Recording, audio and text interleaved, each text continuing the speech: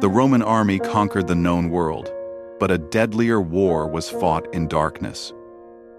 A war where life expectancy was measured in months. And the enemy wasn't a barbarian spear. It was the very air they breathed. The air is a thick cocktail of poison, sweat, lamp smoke, and the metallic dust of shattered rock. It moves not like air, but like a shroud, heavy and suffocating.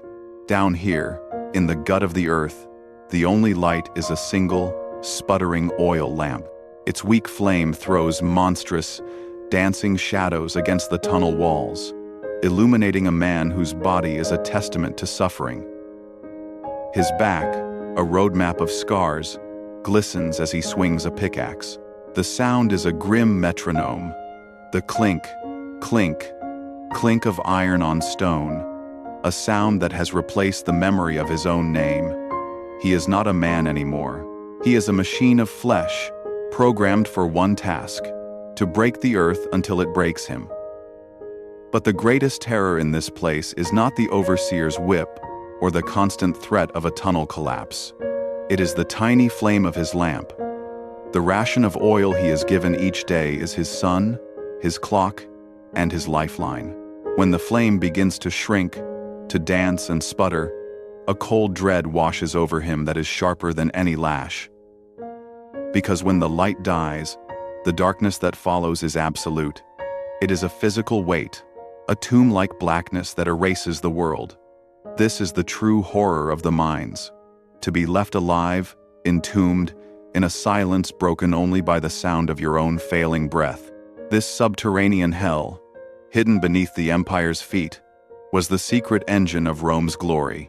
For every gleaming marble temple in the Forum and every silver denarius that paid a legionary, 1,000 souls were sent here to be consumed by the dark.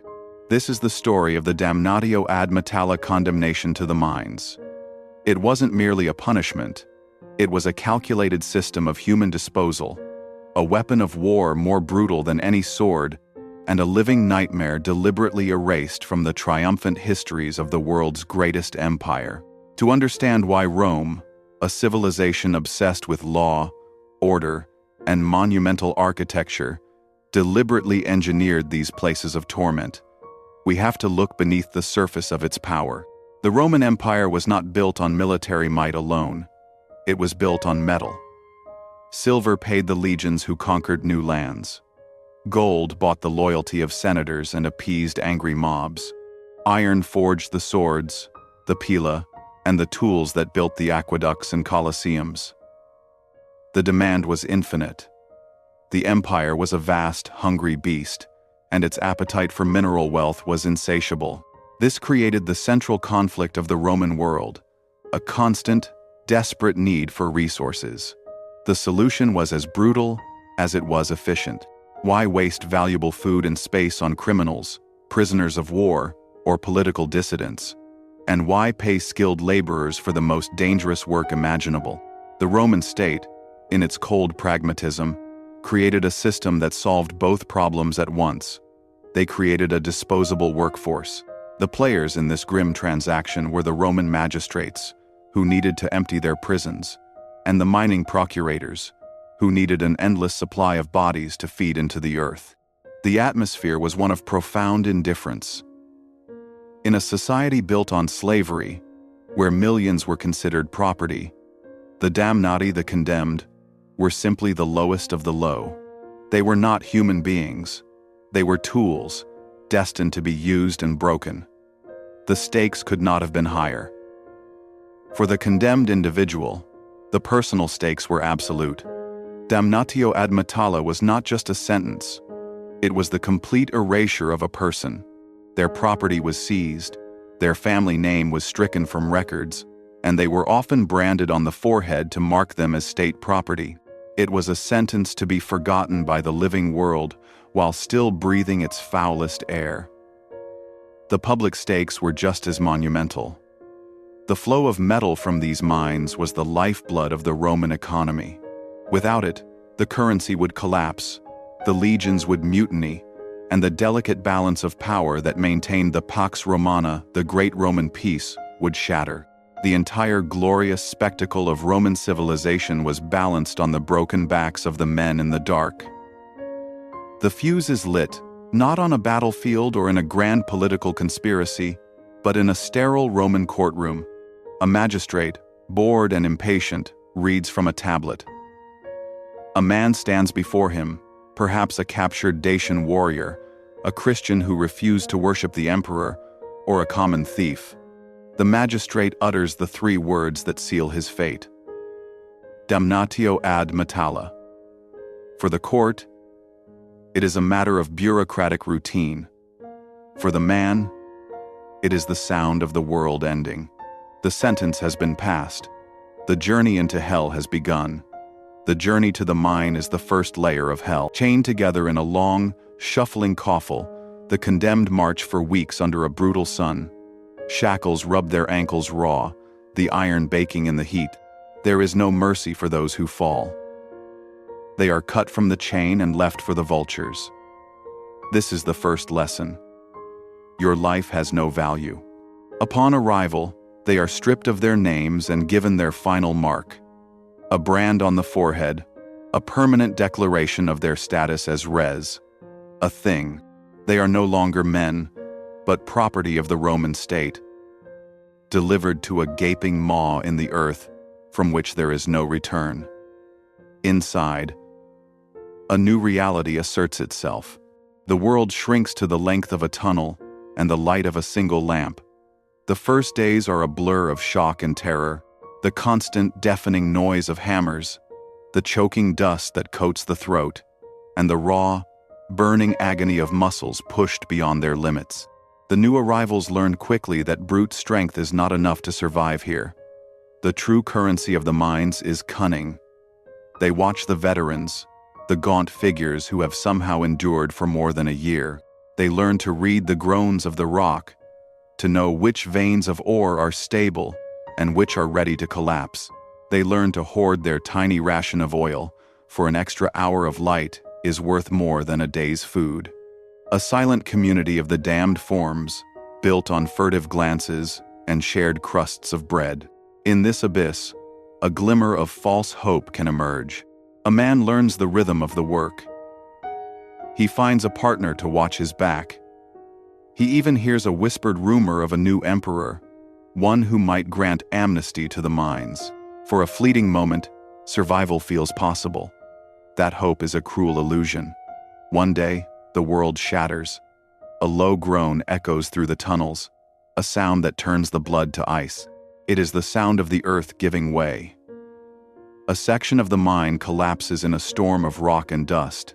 In an instant, work partners are buried, silent allies are crushed, and the fragile web of survival is annihilated.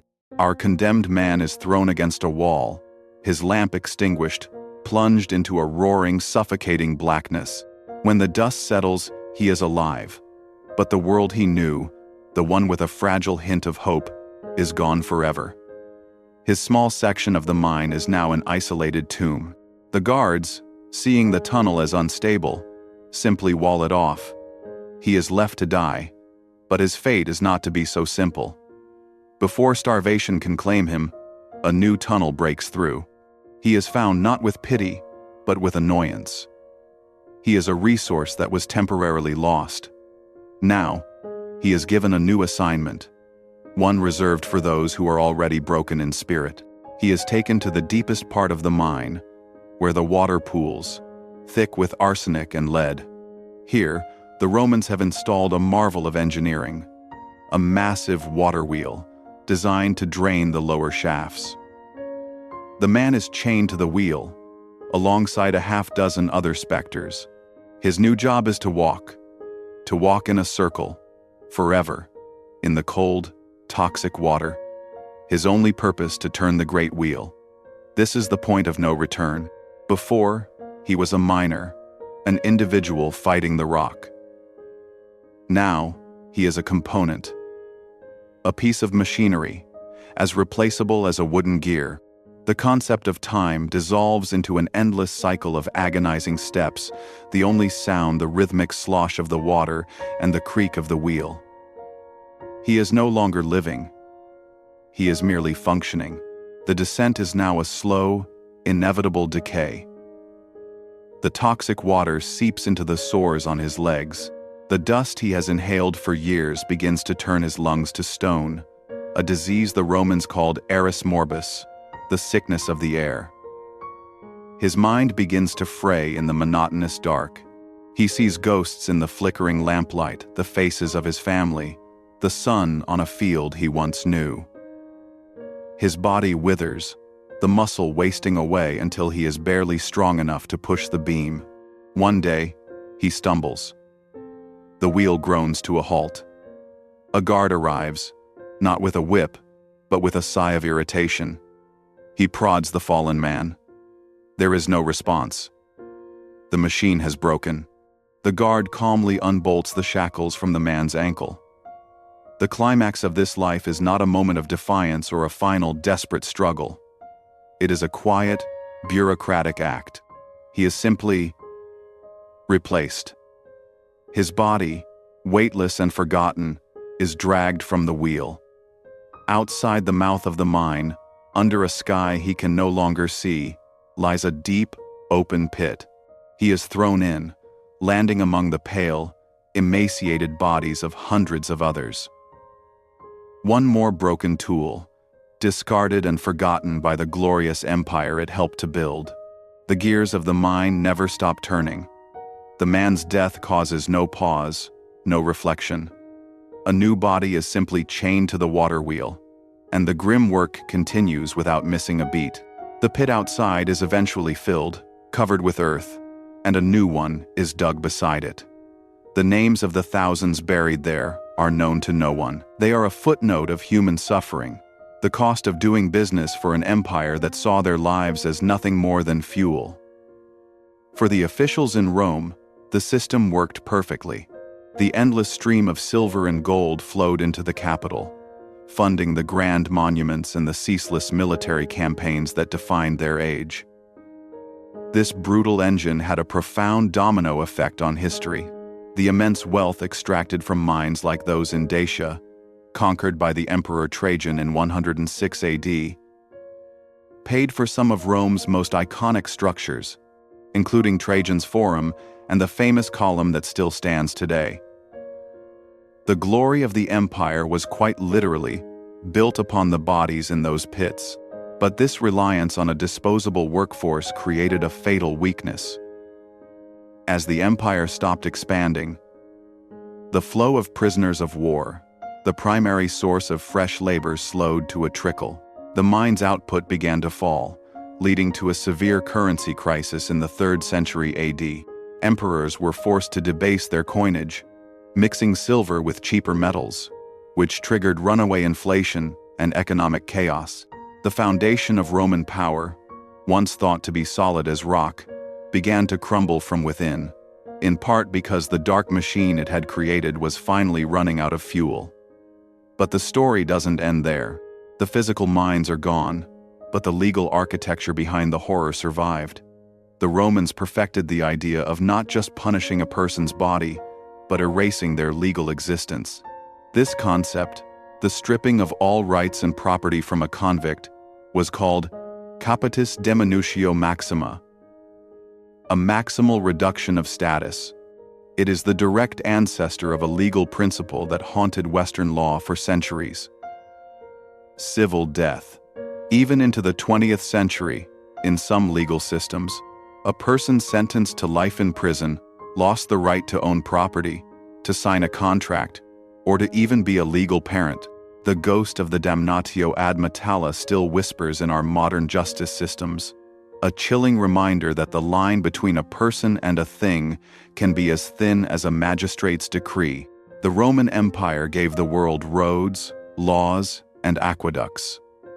But beneath the marble and the monuments, it ran on a currency of forgotten souls. The story of the mines is a stark reminder that progress is often paid for by those whose names are deliberately erased from the ledger of history. It forces us to ask a difficult question. How much of what we celebrate is built on a foundation of suffering we choose not to see? History remembers the emperors and the generals, It forgets the men who died in the dark. What other hidden costs of past civilizations do you think are too often ignored? Share your thoughts in the comments below. We believe the darkest parts of history hold the most important lessons. If you agree, subscribe and join us as we continue to drag these stories into the light.